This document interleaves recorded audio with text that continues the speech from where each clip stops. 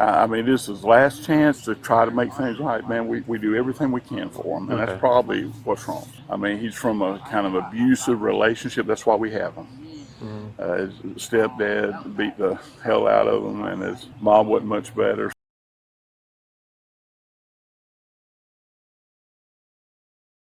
A grandfather called 911 on his own grandson, Chatham County, Georgia, and the officer had no choice but to arrest.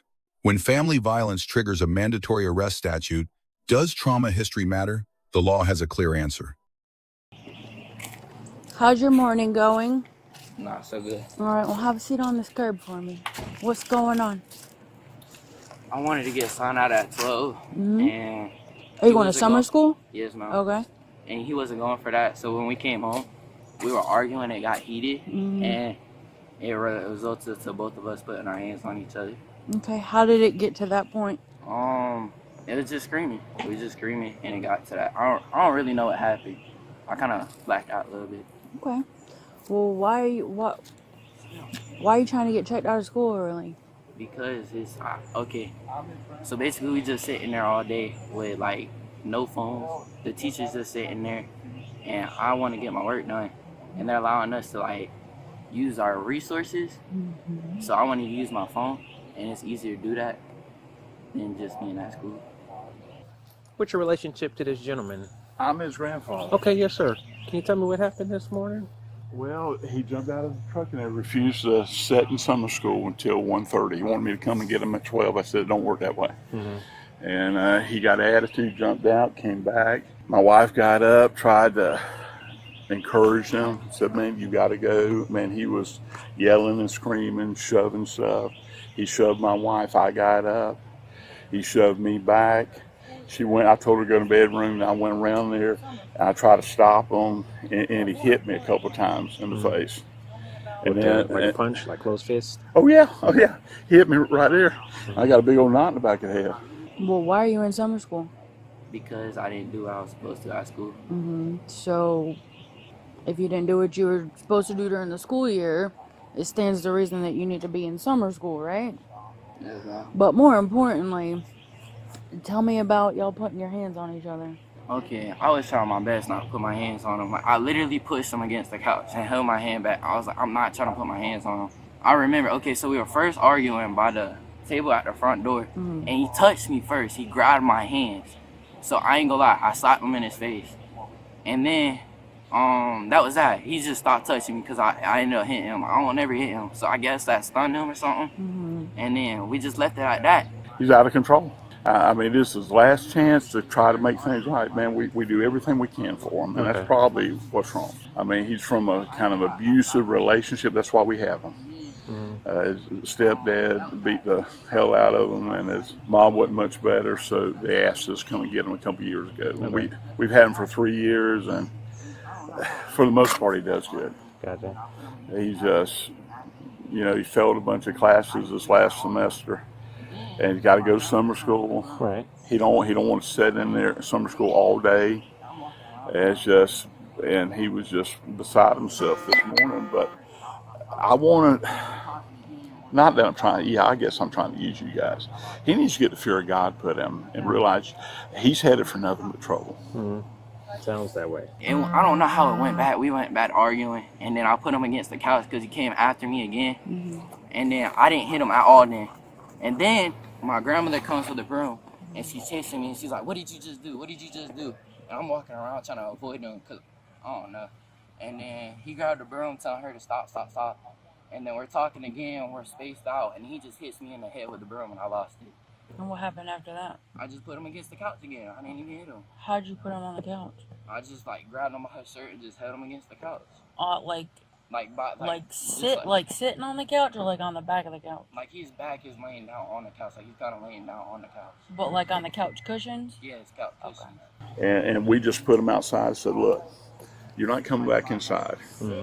We put him outside. I mean, he shoved his grandmother. I mean, I'm 66 years old. And then he kind of laughed about the fact that he was able to hit me. Georgia Code Section 16-5-23, simple battery, intentional physical contact of an insulting or provoking nature. Gavin admitted to the slap. Charge established. His self-defense claim fails under Georgia Code Section 16-3-21. An elderly man grabbing a teenager's wrists is not imminent harm. The threshold is not met. Georgia Code Section 17-4-20.1 mandatory arrest. Once the predominant aggressor is identified in a family violence call, arrest is required, 0 officer discretion. 2 corroborated victim accounts, documented injuries. Gavin's own admissions placed him as the initiating party. Determination was legally sound. Stand up. Put your hands behind your back.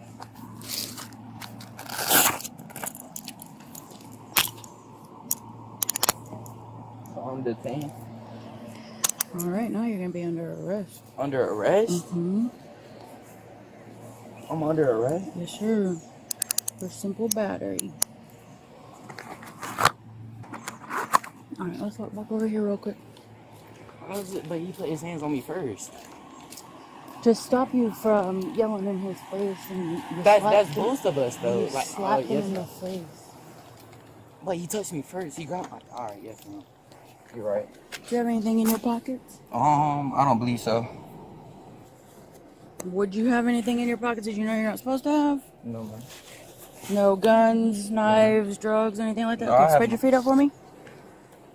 You were here last time, right? Mm-hmm. Yes, ma'am. So this has nothing to do just because of the last time? No. Because I really wasn't doing that That stuff was last time. last time. This is this time. So do I remember you? Yes. Is this because of last time? Absolutely not. This doesn't have anything to do with that. Is there a way you could fix the cuffs? They're gonna hurt a little bit. Turn a little bit more that way.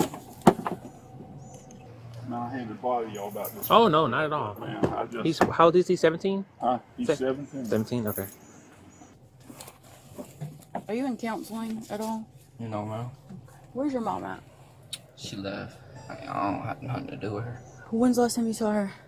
Forever ago. I don't really Like, remember. since you were little? Like 8th grade.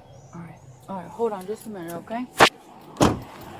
Mr. Porter, Hey, how are you doing? tell me what happened this morning. He jumped out of the truck on the way to summer school because he didn't want to sit there until 1:30. Wanted me to give him a 12. I said no, because you have to get so much done to pass this class. And he came back and he just went crazy in the house, shoving stuff, pushing stuff. His grandmother got up and said, and all she did was just said, look, you've got to go to school. And he shoved the daylights out of her. Then of course I react, I get up. And then he starts just slinging stuff, running around. And then I got over and said, you want some of this? I said, Gavin, I don't want anything.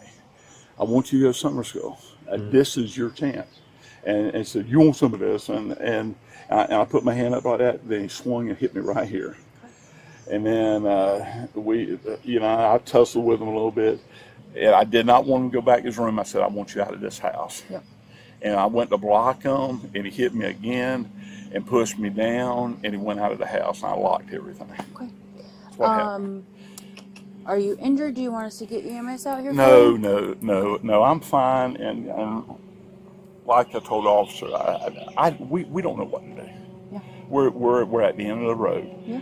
And he's headed toward the back of a police car. He's headed to prison. He's back there now. The rest of his life if you don't turn around. And I said, you can't live here like this. I mean, we got him from an abusive relationship 3 years ago where his mom and dad beat the crap out of him. We got him out of a basement where they stuck him in a basement. And my daughter called me, would you come? We came and got him. We have given him everything. And we can't fix him. Sure. I mean, we are frustrated. Yeah, no, I get that. I understand that. I guess. It's the last thing I wanted to do. No, I understand. But I get that. Maybe to put the fear of God in him. Maybe. I mean, you can only hope, right? Yeah. But he is going to go out to the Chatham County Detention Center. Okay. He is 17, so in the state of Georgia recognizes him as an adult. And he's going to go for simple battery DVA. The state of Georgia also looks very highly on domestic issues. So you will get that chance in the courtroom with the judge to have your piece and to, give your ideas of what you think may help him. You'll be notified before he gets released. The odds are that he will probably call you to help him with bond, but most likely part of his bond will be that he can't communicate with you. So that may make it a little bit more difficult for him. But he is going to take a little ride with me. We'll see what we can't, get sorted out from here to there, but I mean, he remembered me from the last time I was here. Yeah. And I mean, is there... didn't have anything to do with last time, and he asked Yeah, that, but yeah. this is different, Yeah, I mean, is there anything other than doing what you're saying that y'all do, or I guess it's basically... So this is his first arrest. This will be his first arrest. And generally what happens is... I mean, he's got nowhere to go. Yep. Again, when it comes time to go to court, you can have that say, if this is the end of the road here, and that's perfectly fine. Okay. They will have options for him. They'll give him different things that he can do.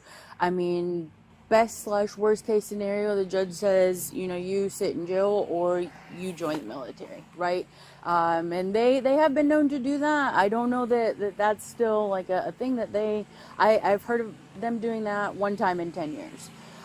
So, giving him that alternate path to choosing something better for himself after growing up and not having those options. But you're not wrong when you say that everything he has here is silver plastered, and I think he understands that, but, he's got a lot of trauma in his past. So, unfortunately right now, the law's not on either of our sides, right? Like, once we are able to determine who the primary aggressor or predominant aggressor is, the state of Georgia says we have to make an arrest. We'll go this route, but I'm going to get you a case report card, and it'll have the victim witness advocate phone number in there, and you can call them and speak with them and, let them know what's going on and see what your options are, because you're not just a random person, right? Like, you're not a spouse, like, you've grown him. So let me go grab that for you, and then we'll get this process started. Georgia Code Section 17-7-1. Georgia prosecutes age 17 as adult. Adult detention, adult arraignment, adult sentencing exposure. Bond will carry a mandatory no-contact order under the Family Violence Act. First offender status under Georgia Code Section 42-8-60 remains the strongest defense pathway, no conviction if conditions are met. Okay. Grandpa said that Gavin pushed you. Are you okay? Do you need EMS? No, I don't need EMS. Where were you pushed at? I'm already bruised. Okay. Yeah, what I did was I did this, and I said, you're going to go to school. And he slapped my hand and shoved me. Okay. Where did you said he slapped your hand? He slapped my hand. Okay. Yeah. And then he grabbed a hold of me and pushed me backwards. Okay. But I didn't fall or anything. Okay. Were those bruises already on your arm? No. No. They're coming up now. Okay. But she does bruising. Yep, that's okay. When he hit you, was that with an open hand or closed hand? It happened so quick, I don't know. I think it was a closed hand, I think. He hit me, and then I didn't like his attitude after he hit me. Sure. Like, if you can't hit a 66-year-old man at 17, you're not much. Yeah. 17? Yeah, he's 17. That's a big boy, yeah. Yeah. He's 17, 6'2", and he ordered to bed and pushed me around. Yeah. You can go over there, let her talk for a few minutes if that's what she wants to do, and then we'll get out of here. But if you need anything else, don't hesitate to call us, okay? You're very welcome. Officer A-. Correct statute applied. Victims informed. Injuries documented. Resources provided. Minor procedural gap. No on-camera Miranda post-arrest. Gavin C. Battery initiated. Elderly victims. Repeated escalation. Trauma is a sentencing argument, not a defense to the charge. Grandparents, B+. Consistent accounts, full cooperation. Deduction, declined. EMS undocumented injuries weaken prosecution. 3 takeaways. 1, Georgia 17 as adult. Juvenile protections end at that birthday. 2, mandatory arrest removes victim pressure from the equation. The legislature decides, not the officer. 3, always accept EMS. Medical records are the difference between a prosecutable case and a dismissal. Let us know if there is an interaction or legal topic you would like for us to discuss in the comments below. Thank you for watching, and don't forget to check out our second channel, Street Bodycam, for even more police interaction and courtroom content.